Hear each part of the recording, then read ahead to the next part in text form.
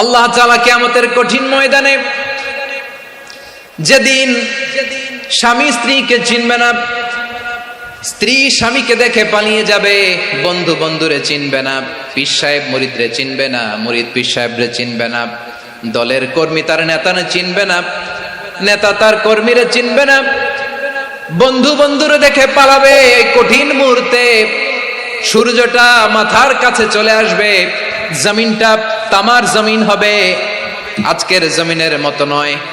মানুষ ঘর্মাক্ত, ক্লান্ত, শ্রান্ত মাথার মগজগুলো কানের ছিদ্র আর নাকের ছিদ্র দিয়ে বেয়ে বেয়ে পড়বে। বিশ্বনবী ফরমান, ময়দানে 7 শ্রেণীর ব্যক্তিকে রব্বুল আলামিন তার আরশের নিচে ছায়া দিবেন। তার মধ্যে প্রথম শ্রেণীর ব্যক্তি হলো ইমামুন আদিল। ইমামুন আদিল, ন্যায়পরায়ণ শাসক, যে ইনসাফের সাথে বিচার করে, যে জাস্টিস সমাজে সার্ভ করে, যে সুশাসন নিশ্চিত করে, ওই ইমামুন আদিল। আদিল শব্দটা বুঝছেন না? ইন্নাল্লাহা ইয়া'মুরু বিল আদল, পাইছেন?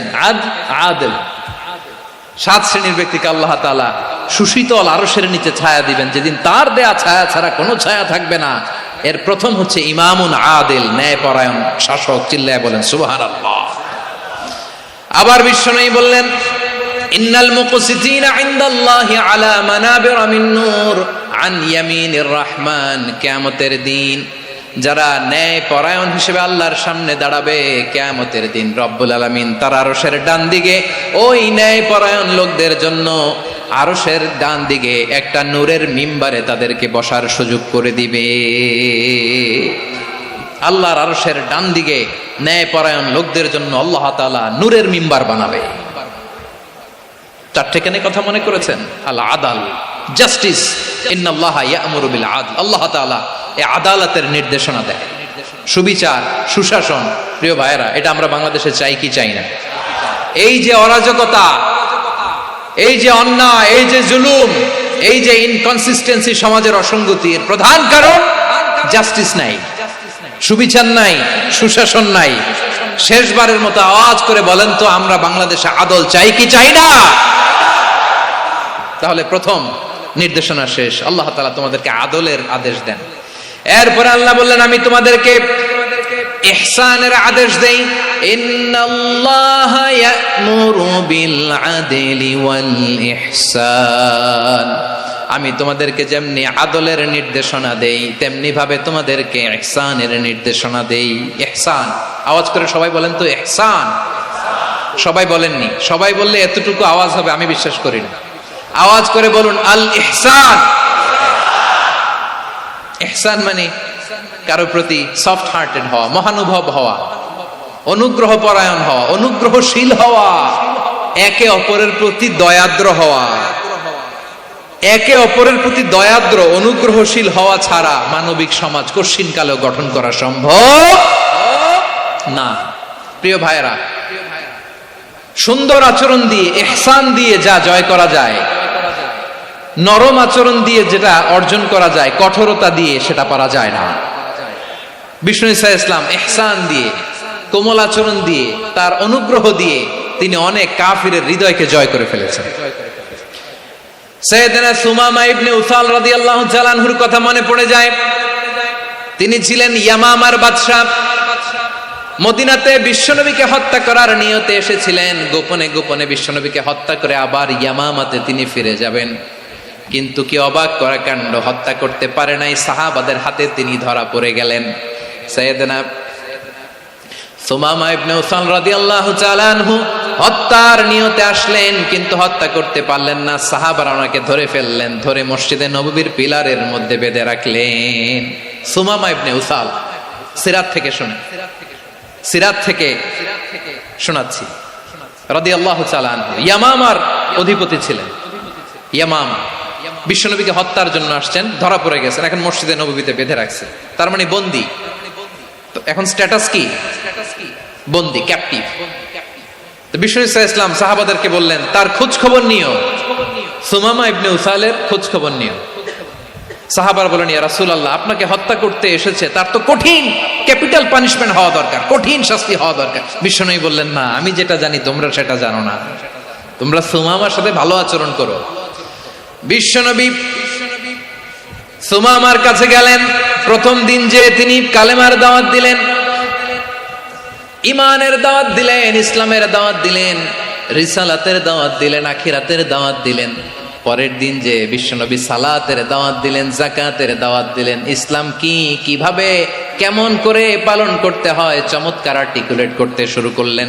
তন্ময় হয়ে সুমামা ইবনে উসাল রাদিয়াল্লাহু তাআলা আনহু বিশ্বনবীর কথাগুলো শুনতে আরম্ভ করলো। একদিন নয়, 2 দিন নয়, টানা 3 দিন বিশ্বনবী সুমামার কাছে ইসলামকে প্রেজেন্ট করেছেন, উপস্থাপন করেছেন। আওয়াজ করে বলেন, কয় দিন? 3 দিন। 3 দিন মসজিদে নববীতে বাধা।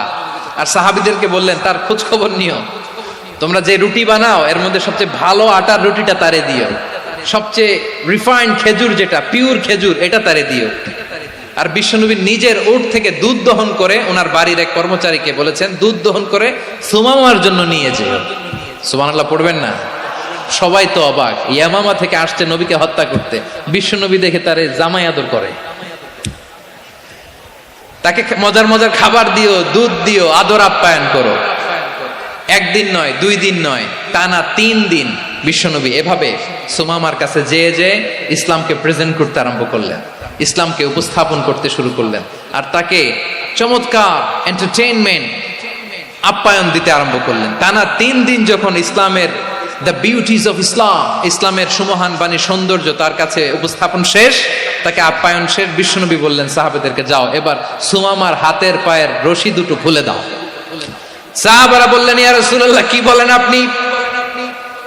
ও তো হত্যাকারী, সুযোগ পায় নাই, আপনারে মারতে পারে নাই, ছেড়ে দিলে আবারও আপনার উপর তলোয়ার নিয়ে ঝাঁপিয়ে পড়বে। নবী, এই সিদ্ধান্ত আপনি নিতে যাবেন না। বিশ্বনবী বললেন, যেটা বলেছি সেটা করো, সুমামার রশিগুলো ছেড়ে দাও, সুমামার হাতে পায়ের রশিগুলো যে তোমরা খুলে দাও। সাহাবারা তর্ক জুড়ে দিলেন, লা ইয়া রাসূলুল্লাহ, এমনটা করবেন না, তো ভয়ঙ্কর, ভয়ঙ্কর খুনি, কি জানি কি হয়ে যায়। বিশ্বনবী বললেন, না, তার হাতে পায়ের রশিগুলো খুলে দাও। সাহাবারা বিশ্বনবীর কথা মতো তার হাতে পায়ের রশিগুলো খুলে দিল। সুমামা মুহূর্তের মধ্যে মসজিদে নববী থেকে বের হয়ে ইয়ামামায় ফিরে না যে মসজিদে নববীর পাশে একটা খেজুর বাগান ছিল, সেখানে চলে গেলেন। সেখানে একটা ছোট্ট কুয়া ছিল, কুয়ার পানি দিয়ে তিনি গোসল করলেন। সুবহানাল্লাহ পড়েন। কুয়ার পানি দিয়ে গোসল করে মসজিদে নববীর সামনে এসে বিশ্বনবী এবং সাহাবাদের সামনে দাঁড়িয়ে সাব্বাবা উঁচু করে বললেন, আশহাদু আল্লা ইলাহা ইল্লাল্লাহ ওয়া আশহাদু আন্না মুহাম্মাদান আবদুহু ওয়া রাসূলুহু। আল্লাহু আকবার। আমি সাক্ষ্য দিচ্ছি আল্লাহ ছাড়া কোনো ইলাহ নাই, আর মুহাম্মদ আল্লাহ তাআলার প্রেরিত বান্দা এবং রাসূল। প্রিয় ভাইয়েরা, ইহসান দিয়ে যা জয় করা যায়, কঠোরতা দিয়ে সেটা কঠিনকালেও জয় করা যায় না। আওয়াজ করে বলেন ঠিক কি না?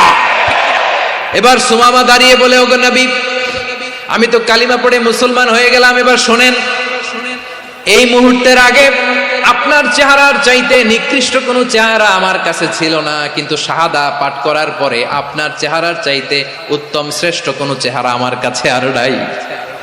ও নবী, আজকের দিনের আগে ইসলাম ধর্মের চেয়ে নিকৃষ্ট অপছন্দনীয় কোনো ধর্ম আমার কাছে ছিল না, কিন্তু এই মুহূর্ত থেকে ইসলামের চেয়ে সেরা শ্রেষ্ঠ পছন্দনীয় কোনো ধর্ম আমার কাছে নাই। নবী গো, আজকের দিনের আগে মদিনার চাইতে অপছন্দনীয় নিকৃষ্ট কোনো শহর আমার কাছে ছিল না, কিন্তু এই মুহূর্তের পর থেকে মদিনার চাইতে কোনো শ্রেষ্ঠ শহর আমার জানা নাই। সে ছিল গমের বড় ডিলার, গম বেচতো। কি বেচতো? তার গম কিনে মক্কার লোকেরা রুটি খাইতো। সে ঘোষণা দিল, আজকে থেকে মক্কাবাসীদের জন্য সব গম আমি হারাম করে দিলাম, মক্কাবাসী এখন না খেয়ে মরে। সুবহানাল্লাহ পড়বেন না? মক্কাবাসী বিশ্বনবীর কাছে আসলেন, এসে বললেন, মুহাম্মদ, আমরা তো তোমার ভাই, তোমার চাচা, তোমার ভাতিজা, তোমার আত্মীয়, তুমি সুমামারে বলো সে যেন আবার গমের সাপ্লাই মক্কার জন্য অনুমতি দিয়ে দেয়। বিশ্বনবীর অনুমতি ক্রমে সুমামা আবার মক্কাতে গম পাঠাতে শুরু করলো। পড়েন সুবহানাল্লাহ। ইহসান, ইহসান দিয়ে আপনি যেটা জয় করতে পারবেন, you can win the heart of your enemies. ইহসান দিয়ে আপনি আপনার শত্রুর হৃদয়কে জয় করতে পারবেন। আওয়াজ করে বলেন ঠিক কি না? এজন্য আল্লাহ বললেন, ওয়া আনফিকু ফি সাবিলিল্লাহি ওয়ালা তুলকু বিআইদিকুম ইলাত তাহলুকা ওয়া আহসিনু ইন্নাল্লাহা ইউহিব্বুল মুহসিনিন। তোমরা আল্লাহর রাস্তায় দান করবে আর নিজেরা নিজেদেরকে ধ্বংসের হাতে ঠেলে দিও না। তোমরা একে অপরের প্রতি ইহসান করবে, কারণ ইহসানকারীদেরকে আল্লাহ বড্ড ভালোবাসেন। সুবহানাল্লাহ পড়েন।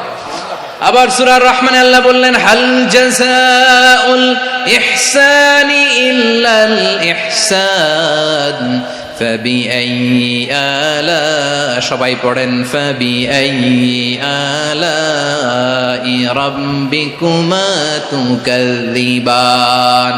ইহসানের প্রতিদান হিসেবে ইহসানি হয়। বিশ্বনবী সুমামার প্রতি যেমন ইহসান করেছেন, সুমামাও ঠিক তেমন ইহসান ফিরিয়ে দিয়েছে। ঠিক কিনা বলেন? তাহলে এক নম্বরে হচ্ছে আদ, ন্যায় বিচার। দুই নম্বরে সবাই বলে ইহসান, সদাচরণ। ইহসান দুই ধরনের প্রিয় ভাইরা, ইহসান ফিল ইবাদা, ইহসান ফিল মুআমালা। ইহসান ফিল ইবাদা হচ্ছে একাগ্র অনুভবে ইবাদতে ডুব দেওয়া, এর নাম ইবাদতের ইহসান।